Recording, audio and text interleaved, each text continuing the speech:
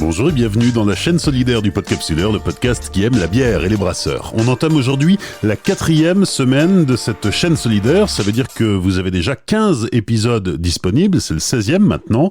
15 épisodes qui mettent en avant des initiatives solidaires du monde de la bière en cette période de confinement.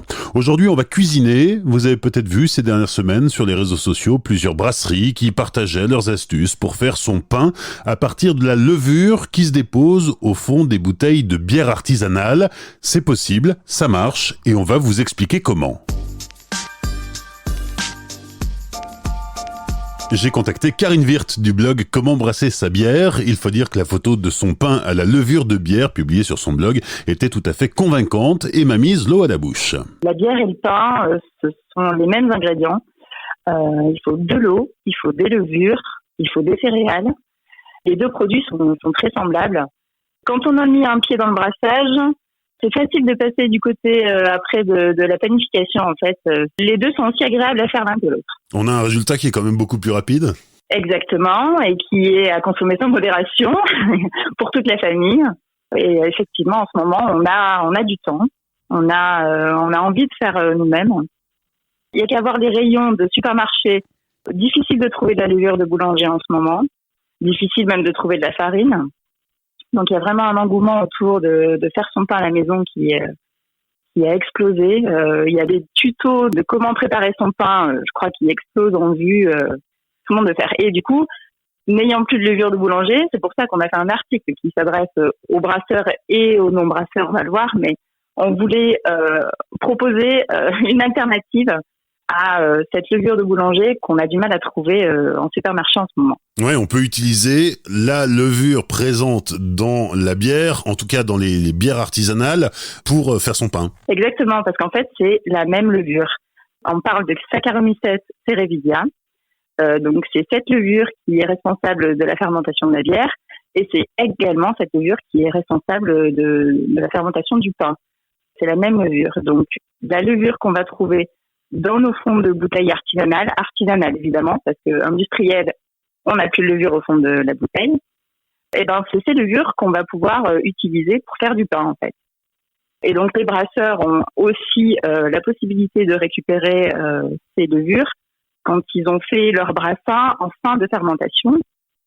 Donc ils mettent leur bière en bouteille et dans le fond de la cuve de fermentation, on trouve une crème qui est remplie de levure en fait, et c'est cette crème que le brasseur peut récupérer et qui peut également servir à faire du pain. Et ça marche très très bien. Donc on a testé ça il y a quelques temps, on a fait plein d'expériences, on a voulu récupérer les fonds de bouteille, récupérer donc ces fonds de fermenteur. On a également essayé la technique du levain naturel, qui est différente, mais on voulait comparer toutes les méthodes. On s'est vraiment amusé. On a des résultats qui sont vraiment satisfaisants. Oui, parce que la levure, ce qui est impressionnant, c'est qu'une fois qu'on a brassé sa bière et qu'on a extrait toute cette levure qu'on ne veut pas embouteiller, bon, il y en a toujours un petit peu qui passe à travers les mailles du filet, mais le gros de la levure, on ne veut pas l'embouteiller. Certains brasseurs réussissent à la réutiliser plusieurs fois, d'ailleurs. Donc on est dans le vivant et la levure reste active. Exactement. Ces levures-là, on leur a demandé de faire du travail. Elles nous ont fait une bière, mais elles sont pas pour autant mortes. Il y en a qui meurent, mais en fait elles sont vivantes.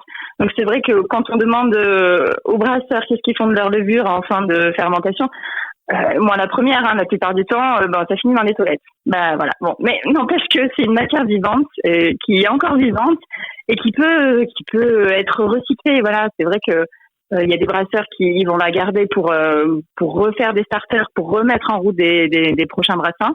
Ça peut même se conserver longtemps. Apparemment, plusieurs semaines, on peut garder des levures et les réutiliser plusieurs jours après. Et donc, également, voilà, on peut aussi faire du pain. En fait, ce qui est bien avec la bière, c'est qu'il y a plein de choses qui se recyclent. Que ce soit les drèches ou la levure, surtout quand vous brassez, ne jetez rien. Tout se recycle.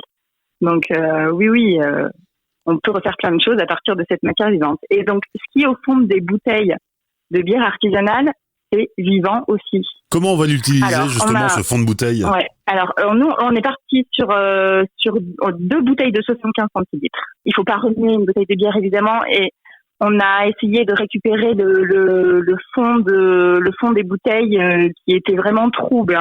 D'ailleurs, souvent, quand on sert une bière artisanale, on va pas jusqu'au fond de la bouteille puisque on boit de la levure à la fin. Donc c'est justement cette bière trouble en fin de bouteille qu'on a récupérée et donc on les a laissées d'abord au frigo pour qu'elles décantent, pour qu'elles retombent en fait.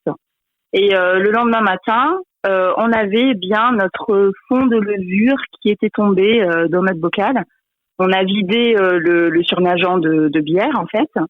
Donc, on a mélangé ce fond de bouteille avec 25 grammes de farine, de blé, et 20 grammes d'eau. Et en fait, la levure, c'est comme si vous lui donniez à manger.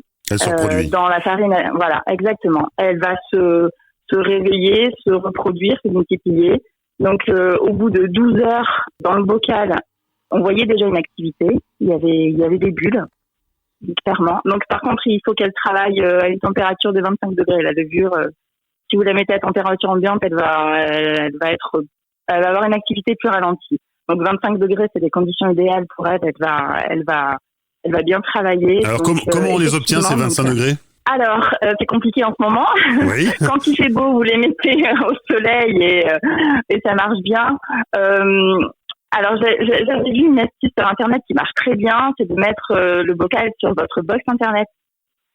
C'est un endroit où il fait chaud et effectivement, vous posez le bocal sur la box et vous avez une température qui est plutôt élevée. Après, sinon, vous pouvez mettre ça vers votre chauffe-eau d'eau, le cumulus, où est-ce que ça peut être chaud? Nous, personnellement, c'est vrai qu'on s'est fait une chambre de fermentation pour avoir la même température pour nos seaux de fermentation. Donc, on peut régler notre frigo à 25 degrés.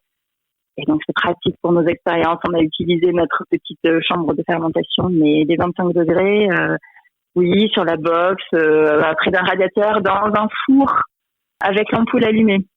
Ça chauffe aussi. Oui, il faut.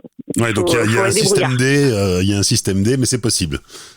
Ouais, vous trouvez plein d'astuces. Je pense qu'il y a plein d'autres astuces sur Internet pour avoir les 25 degrés. Mais oui, sinon ça va pas vite. On la laisse se reproduire combien de temps, cette levure? Avec nos fonds de bouteille, on s'est dit qu'il y avait peut-être pas beaucoup de levure, donc on leur a laissé du temps. Donc quand on a additionné la farine et l'eau, on les a laissés pendant 12 heures travailler. Et donc on a vu ces petites bulles apparaître, donc on était contente. C'était bon signe déjà. On leur a redonné à nouveau 25 grammes de farine et 20 grammes d'eau pour à nouveau faire une seconde fermentation à 25 degrés pour qu'elle se multiplie. Et donc là, on avait du coup 100 grammes de mélange qui était déjà tout prêt pour préparer du pain. Quand on mélange de la farine, de l'eau et une levure, ça s'appelle une pouliche. Alors ensuite, la recette du pain, concrètement, on met combien de cette levure, hein? Est-ce qu'elle est aussi efficace qu'un bloc de levure de boulanger qu'on aurait acheté en grande surface, par exemple? Oui, elle est vraiment aussi efficace. Ce sont des levures qui sont très, très actives. C'est pour ça que rien à voir avec le levain naturel où les levures vont être ensemencées naturellement, mais elles vont avoir une activité beaucoup plus faible. Là, on est sur des levures Warrior qui, effectivement, on va avoir un très bon résultat. Donc, notre petit mélange, là, on a donc 100 grammes de pouliche. Et donc, cette pouliche, vous allez la mélanger directement avec la farine, l'eau et le sel. Alors, en quantité, pour 100 grammes de pouliche, vous mélangez avec 250 grammes de farine et 150 grammes d'eau. Et vous rajoutez 5 ou 7 grammes de sel à votre contenance. 100 grammes de pouliche pour 250 grammes de farine, 150 grammes d'eau. Voilà. Après, vous les laissez monter la pâte. Là aussi, quand on laisse reposer la pâte, il faut idéalement les 25 degrés, hein, toujours, pour que la levure, toujours, ça soit bien active. Et après, voilà, on fait la cuisson du pain. Nous, on fait une cuisson à la cocotte. On couvre le pain, on met le pain dans une cocotte au four. Et on le couvre, ça fait une super cuisson. Et vraiment, le résultat est essentiel. Ça a vraiment, vraiment bien marché, quoi. Donc, gardez déjà buvez de la bière artisanale, évidemment, hein.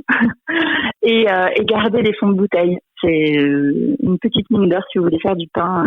Ça marche très, très bien. Karine Wirth du blog Comment brasser sa bière. Vous retrouverez dans la description tous les liens utiles. Et si vous vous lancez, n'hésitez pas à partager en photo le résultat de votre expérience. Pendant le confinement, le Podcapsuleur donne la parole aux gens du monde de la bière qui ont des trucs à dire et à partager dans un élan de solidarité.